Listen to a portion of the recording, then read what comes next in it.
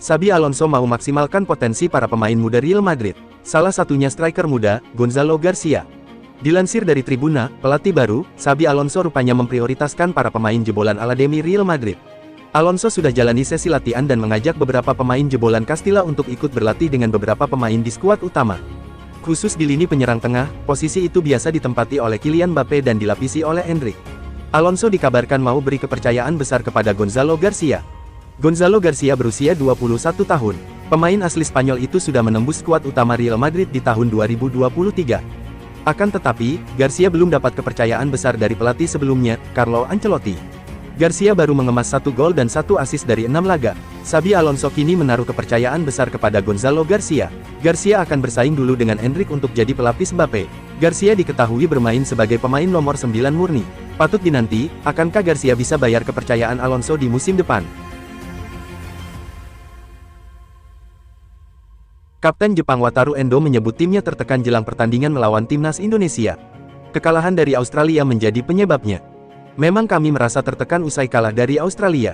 Besok melawan Indonesia, level kami akan terus meningkat, kata Endo saat memberikan keterangan, Senin tanggal 9 Juni tahun 2025. Namun Endo menegaskan bahwa timnya pantang menyerah. Pemain Liverpool itu yakin timnya tetap akan kuat dengan kumpulan para pemain muda. Ini pertandingan terakhir, saya ingin menyampaikan pesan bahwa tim kami paling kuat, sebagai tim kami akan menikmatinya, ujar Endo. Banyak pemain baru dengan performa yang baik dan sangat positif. Kami akan menampilkan yang terbaik dengan beberapa pemain baru dengan berlatih, ucapnya. Ada kekhawatiran, Iran akan berlaga di Piala Dunia 2026 tanpa suporter. Sebabnya, Donald Trump larang warga negara Iran datang ke AS. Dilansir dari media-media Timur Tengah, ada kekhawatiran timnas Iran akan berlaga di Piala Dunia 2026 tanpa suporter. Sebabnya, Presiden AS, Donald Trump larang warga negara Iran injakkan kaki di negeri Paman Sam. Di awal Juni ini, Trump umumkan travel ban alias larangan datang bagi 12 negara ke Amerika Serikat. Iran masuk dalam salah satu daftarnya. Oh iya, tuan rumah Piala Dunia 2026 adalah Amerika Serikat, Kanada, dan Meksiko. Soal Iran, Donald Trump diyakini tidak senang dengan program nuklir dari negara tersebut. Kesepakatan sudah dijalani tapi tiada hasil yang memuaskan bagi kedua belah pihak, Amerika Serikat bahkan mengancam tindakan militer. Akan tetapi, Amerika Serikat tetap memberikan izin bagi atlet-atlet yang akan berlaga di Piala Dunia 2026 dan Olimpiade Los Angeles 2028. Hanya saja, para supporter dari negara peserta yang dilarang masuk tetap dilarang datang. Disebut-sebut, AS kedepannya bakal melunak untuk aturan supporter tersebut, demi 2 ajang tersebut bisa ciptakan animo yang lebih tinggi. Namun sejauh ini, Trump masih kukuh dengan keputusannya. Frenkie de Jong masih akan lama berseragam Barcelona, sebab, klub Katalan itu bakal memberikan kontrak baru untuknya. Masa tinggal de Jong sejatinya masih tersisa setahun lagi. Sempat ada kabar kalau de Jong bakal cabut musim panas ini mengingat kondisi keuangan klub belum stabil. Barcelona masih harus menjual pemain jika ingin mendatangkan muka baru di bursa transfer. Dengan usia yang sudah menginjak 28 tahun, de Jong paling pas dijual tahun ini. Apalagi negosiasi kontrak yang berjalan sedari awal 2024 sempat mandek dan membuat masa depan de Jong dispekulasikan. Namun, kabar baik untuk Barcelona datang pekan ini. Pembicaraan baru yang dilakukan kedua pihak sejak Maret berjalan lancar. De Jong kini menunggu finalisasi kontrak baru, yang belum disebutkan berapa lama durasinya. Timnas Portugal menangi titel UEFA Nations League setelah kalahkan Spanyol. Cristiano Ronaldo bangga pada generasi muda Seleção. Menjadi kapten pada generasi ini adalah kebanggaan. Memenangkan gelar selalu menjadi puncak dalam tim nasional, ujarnya kepada Sport TV. Rata-rata usia skuad timnas Portugal adalah 26,7 tahun. Beberapa pemain muda malah sudah jadi tulang punggung. Sungguh suatu kebahagiaan. Pertama-tama untuk generasi ini, yang pantas menerima gelar sebesar ini, tegasnya. Menjadi juara bersama Portugal selalu istimewa. Saya memiliki banyak gelar bersama klub, tetapi tidak ada yang lebih baik daripada memenanginya untuk Portugal. Itu adalah air mata, itu adalah tugas yang harus dilakukan, paparnya. Pelatih timnas Indonesia Patrick Kluivert ingin mengakhiri ronde 3 kualifikasi Piala Dunia 2026 dengan hasil manis. Sebab setelah ini tim akan libur panjang. Anda tahu, kami tidak akan bertemu satu sama lain dalam beberapa bulan lagi. Jadi Anda ingin mengakhirinya dengan perasaan yang baik, kata Patrick Kluivert, dikutip dari Esnasia. Sekarang, kami bermain untuk saat ini dan kami ingin mendapatkan hasil yang baik dan hasil yang positif, ujarnya menambahkan. Timnas Indonesia akan lanjut ke ronde 4 untuk memperebutkan tiket Piala Dunia tersisa. Sebanyak 6 tim akan dibagi ke dalam 2 grup yang masing-masing berisikan 3 tim. Menurut laporan dari media Spanyol, AS, Vinicius akan segera menandatangani kontrak barunya setelah gelaran Piala Dunia antar klub. Awalnya, proses ini dijadwalkan saat jeda internasional, tapi kemudian diundur agar Vinicius bisa fokus bersama timnas Brasil. Semua pihak sepakat untuk bersabar sedikit lebih lama. Dalam kontrak anyar ini, Vinicius akan menerima total bayaran sebesar 100 juta euro dalam 5 tahun ke depan. Artinya, dia akan mengantongi sekitar 20 juta euro per musim atau sekitar 350 miliar rupiah. Angka itu meningkat 5 juta euro dibandingkan dengan gaji sebelumnya. Namun, pembayaran tidak akan langsung besar sejak tahun pertama. Gajinya akan meningkat secara bertahap hingga mencapai total tersebut.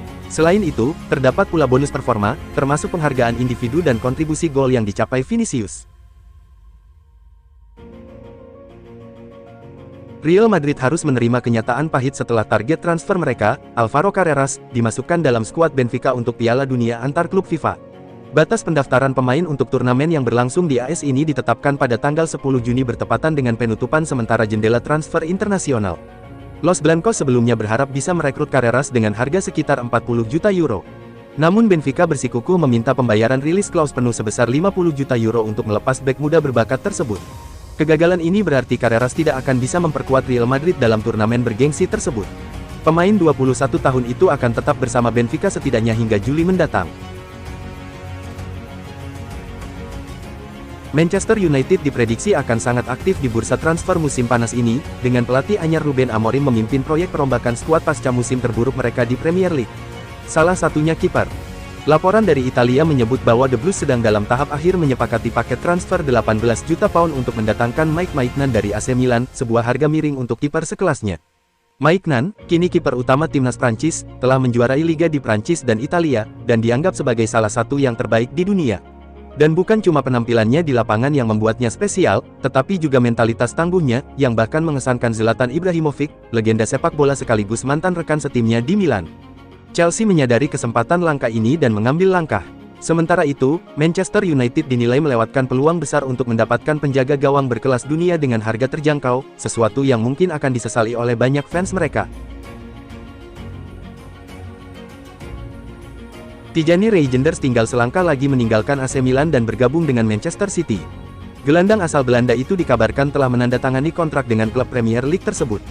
Tes medis Reijnders dilakukan di Manchester tak lama sebelum ia bergabung dengan timnas Belanda untuk laga kontra Finlandia di kualifikasi Piala Dunia 2026 zona Eropa. Pemeriksaan berjalan mulus tanpa temuan gangguan kebugaran. Reijnders menunjukkan kegembiraannya atas kesempatan bermain di Liga Inggris bersama Manchester City. Ia sudah tak sabar mengenal lingkungan barunya dan beradaptasi dengan rekan setim. Setelah tes medis tuntas, Reijnders langsung menandatangani kontrak bersama Manchester City. Ia kini resmi menjadi bagian dari skuad asuhan Pep Guardiola untuk musim mendatang. Pengumuman resmi dari pihak klub hanya tinggal menunggu waktu. City akan menyampaikannya melalui kanal resmi mereka dalam waktu dekat setelah semua administrasi final dibereskan. Ryan Ait-Nouri resmi bergabung dengan Manchester City. Bek asal Aljazair itu dikontrak 5 tahun. The Athletic melaporkan City menebus Ait-Nouri dari Wolves seharga 33 juta pound. Ia akan segera bergabung dengan City untuk tampil di Piala Dunia antar klub 2025 bulan ini. Hadirnya Ait-Nouri diharapkan menjadi jawaban untuk masalah City di bek kiri. Selama ini Guardiola kerap memasang bek tengah seperti Manuel Akanji dan Josko Gvardiol di sana.